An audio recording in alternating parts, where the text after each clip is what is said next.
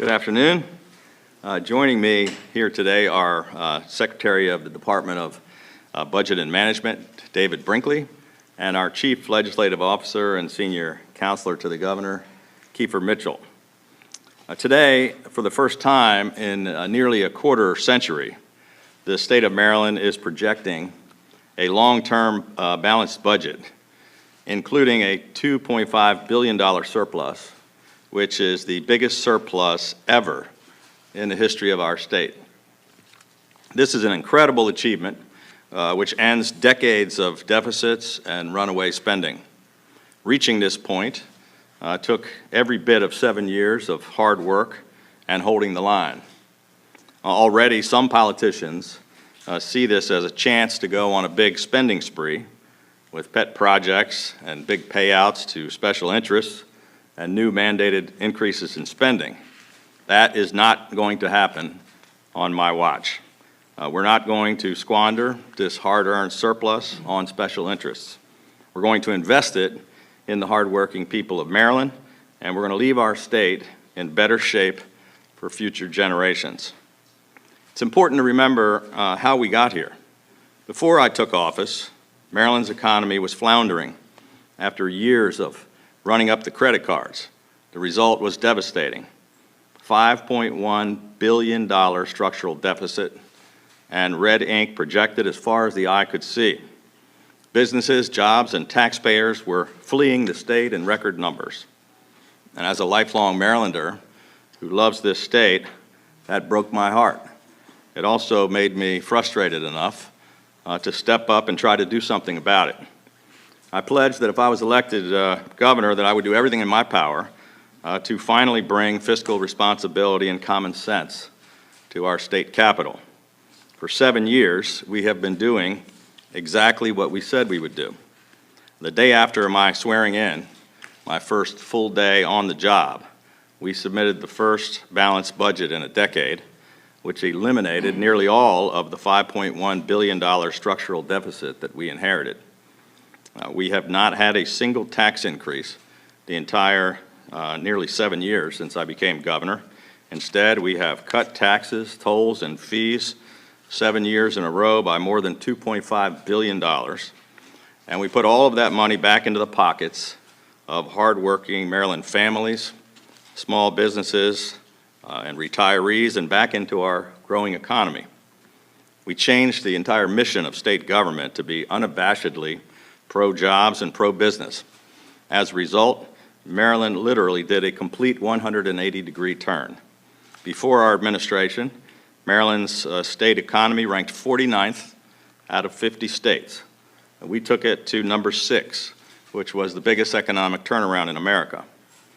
Last year, the COVID-19 pandemic wreaked havoc on our national and state economies, and on small businesses and on struggling Americans and the people of our state.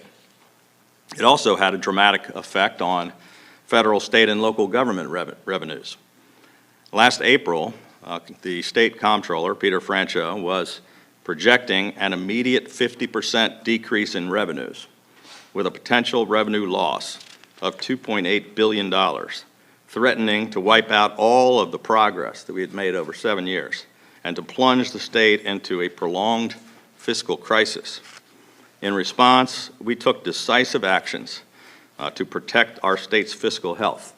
We immediately instituted a budget freeze on all state spending across all state government agencies, except for COVID-related expenses and payroll necessary to support our employees. We instituted a hiring freeze, and the Maryland Department of Budget and Management determined options and made recommendations for budget cuts which were required in all state agencies, including cuts to the so-called mandated spending. And I vetoed all the bills passed by the Maryland General Assembly which required substantial increases in state spending. As chairman of the National Governors Association, I led the charge for emergency federal aid for struggling Marylanders. And I introduced here in Annapolis and enacted nearly unanimously the Relief Act of 2021, which included the largest tax cut in state history and provided a total of $1.45 billion in urgently needed tax relief and economic stimulus for struggling Maryland families, small businesses, and those who lost their jobs due to the global pandemic. We sent more than 420,000 direct relief checks to Marylanders in need, and more than $100 million in additional grants to small businesses and nonprofit organizations in order to offer a real lifeline to those hardest hit, people who are struggling to get by, and small businesses desperately trying to stay afloat. We reached a bipartisan budget agreement with both the Speaker and the Senate President to responsibly invest federal relief in our workforce and our economy, and we have already committed more of our American Rescue Plan funds than just about any other state. We distributed more than $14.1 billion in unemployment aid, and we have committed more than $248 million in relief to keep people in their homes. As a result of all these actions, we were able to keep Maryland open for business. Our private sector is experiencing the fourth fastest job growth of all the states, and we have had one of the best economic recoveries in the nation. A national survey recently named Maryland as the single most improved state for business in America. Because we had such strong health and economic recovery, tax revenues are expected to be $1.6 billion higher than projected. And because our state agencies responded to our call to tighten their belts, we were able to return to the taxpayers another $195 million more than expected. The entire mission of my administration has been to leave our state in a stronger fiscal position than we found it, and that is exactly what we have done. Amazingly, for the first time since fiscal year 1999, the state of Maryland is projecting that we will take in more money than we are spending. And we're proud to have established a national model for COVID recovery. We're one of the most vaccinated states in the country with one of the lowest COVID case rates in America, which has helped enable our economy to boom. And with this surplus, we will continue practicing fiscal discipline while prioritizing relief that continues to advance our economic recovery. With that in mind, today I am announcing a 5-point framework for how the state of Maryland will utilize the surplus. First, we will bolster and increase the state's rainy day fund to at least 7.5%, or $1.67 billion, saving that extra revenue to have it available to use for potential recessions and/or other crisis times ahead. Secondly, our budget framework will include major tax relief for our state's retirees. I still hear nearly every day from folks who say to me that they love the state of Maryland, they've spent their whole life here, they don't want to leave their kids and grandkids, but that they can't afford to retire here in Maryland. And this is the one category where we are still not competing effectively with other states. Sadly, we're one of the worst states in the country to retire in. Even though we're one of the best places in America to live, and we have so many great things going for us, we're losing many of our best citizens. Cutting retirement taxes is one of the most important things we can do, and something we have been trying to accomplish for 7 years, but the legislature has failed to support this critical relief for seniors. Each year when I have proposed it, legislators have almost immediately rejected it, saying that we can't afford it. Now, with our fiscal health stronger than ever before, what we cannot afford is failing again to take immediate action to ease the crippling tax burden on our retirees. All we need is the political will on both sides of the aisle to finally get it done. Third, we will build on the Relief Act by proposing additional direct tax relief for working families across the state who need help most. After a long and difficult 19 months of sacrifice and struggle, my top economic priority continues to be making sure that Marylanders can keep more of their hard-earned money in their own pockets. Fourth, as we continue our recovery, we will continue to deliver much-needed assistance for Marylanders who need it the most. Last year, we took immediate actions to stand up emergency relief programs to assist our small businesses, farmers, our restaurants, hotels, our nonprofits, entertainment venues, and main streets. And thanks to all those relief measures, we continue to have one of the best economic recoveries in the country. But there are still Marylanders who are struggling to make ends meet. So earlier this week, after receiving federal approval, I directed the Maryland Department of Human Services to take immediate action to release emergency allotments of SNAP benefits to eligible households. And as we put our budget together, we will continue to provide additional targeted relief for those Marylanders who need it the most. Fifth, with fall negotiations for collective bargaining for public employees about to begin, I have directed the Department of Budget and Management to explore how to best utilize some of these funds to the benefit of our hardworking and dedicated state employees who have been unwavering in their commitment throughout our COVID-19 response. With this budget framework, my message is pretty simple. As long as I am governor, I will continue to fight for fiscal discipline. I will continue working hard every single day to make it easier for Maryland families, small businesses, and retirees to stay in our state. And I will continue fighting to allow Marylanders to keep more of their hard-earned money in their own pockets so that we can continue changing Maryland for the better. With that, I'd be happy to take some questions.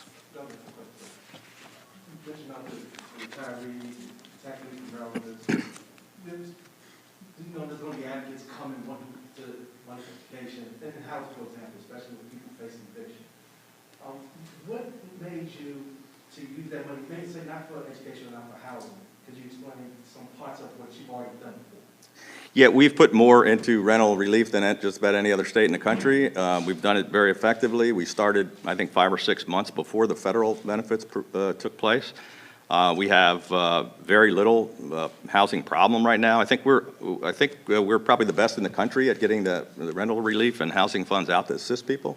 You have a very low eviction rate in the state, very few people that are not able to pay their rent, but that's where most of our focus has been. That's where we've both put state and federal dollars out on the streets. But as I mentioned in my remarks, we are going to continue to help those that are struggling and in need in every way that we possibly can. Anybody else? Governor, the only price tag that came with your 5-point plan was the bolstering of the rainy day fund. The 5-point plan that you proposed, does that essentially consume the roughly $5 billion in surplus or additional? Well, everything I talked about has a price tag. I mean, we do have, if we put our budget together in January, we do have to account for the tax cuts that we're talking about as well. So that's real dollars that we have to account for. But we're going to, these are the broad outlines of how we plan to spend the next couple of months addressing, how we continue to keep the state moving forward on good financial footing.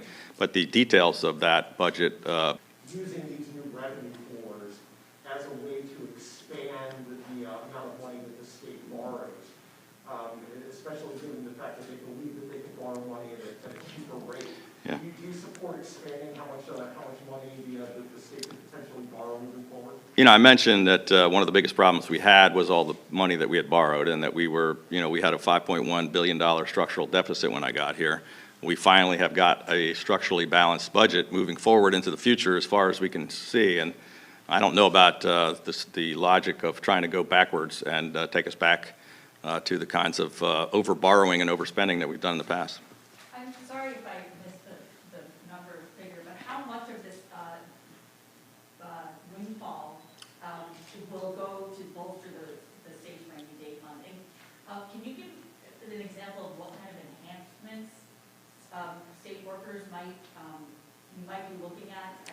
Well, we can't get into the discussions of details about what we might be negotiating with our public employee unions moving forward, but we're going to try to find ways to work together with them to provide them some I think, well-earned, additional compensation some way that we can. So we can't get into the details on it.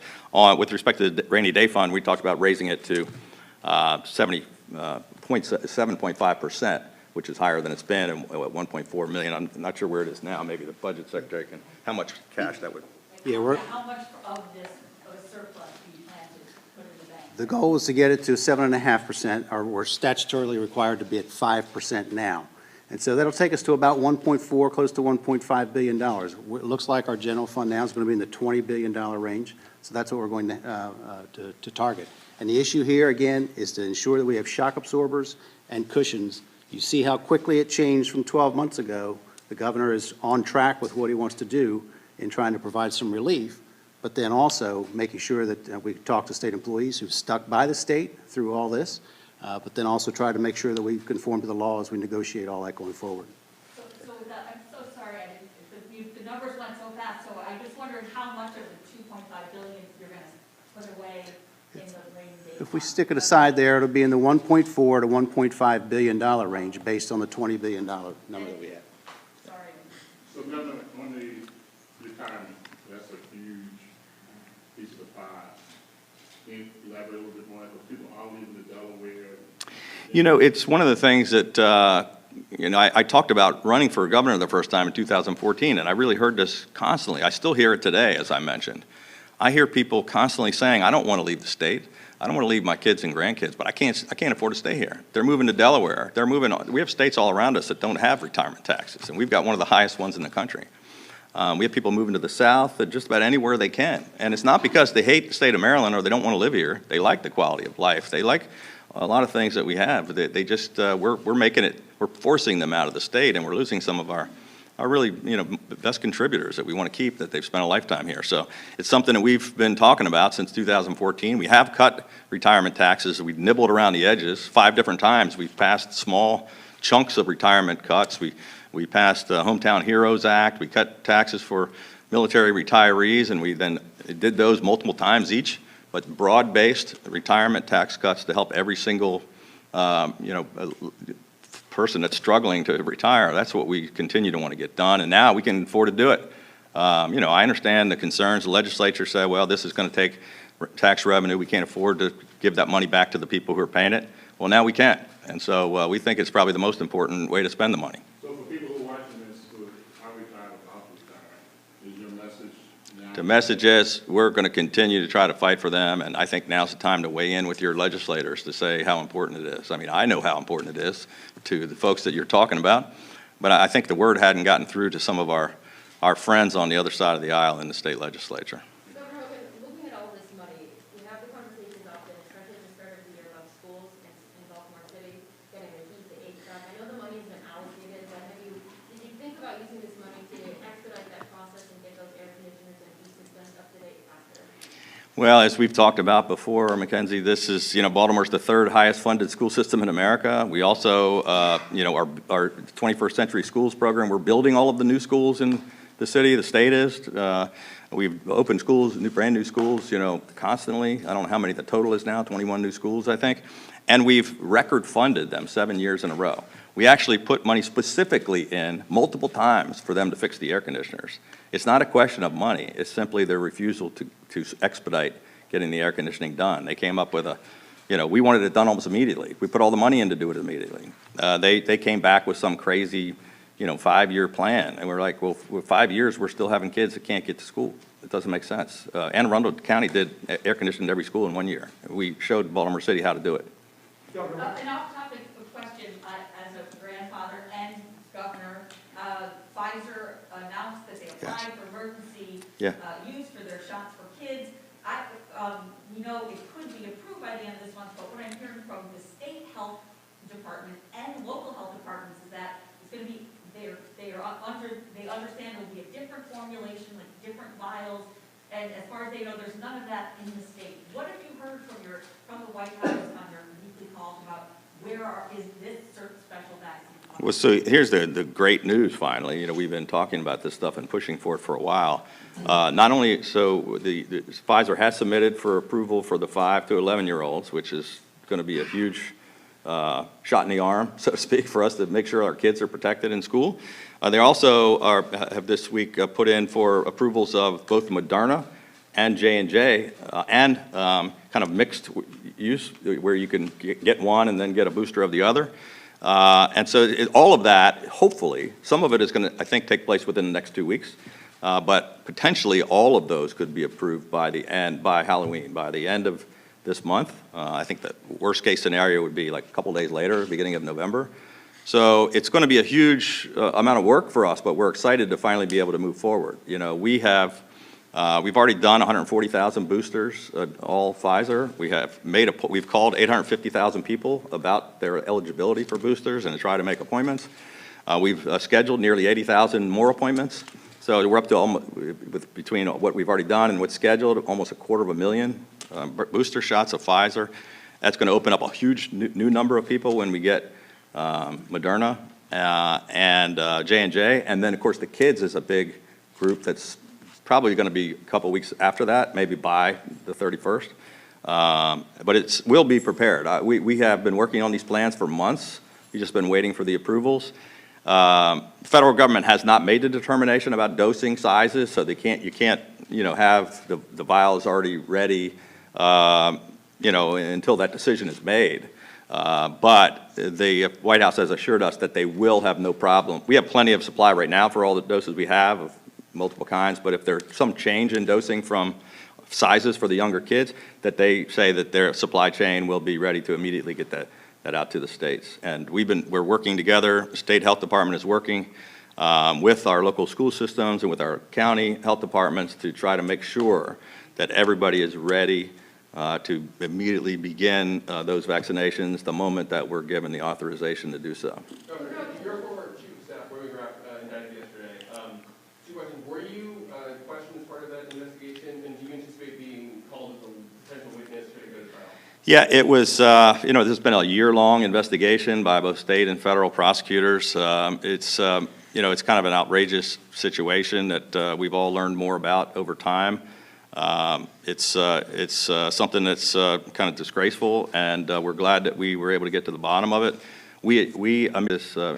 To try to make sure something like this couldn't happen again.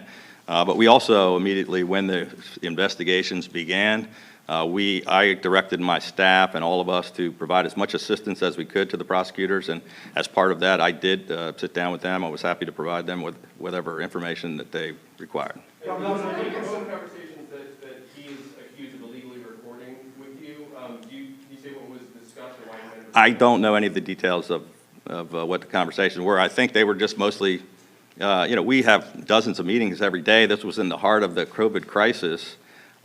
He was on a lot of those calls, but I haven't really studied what the calls were or what was on the calls.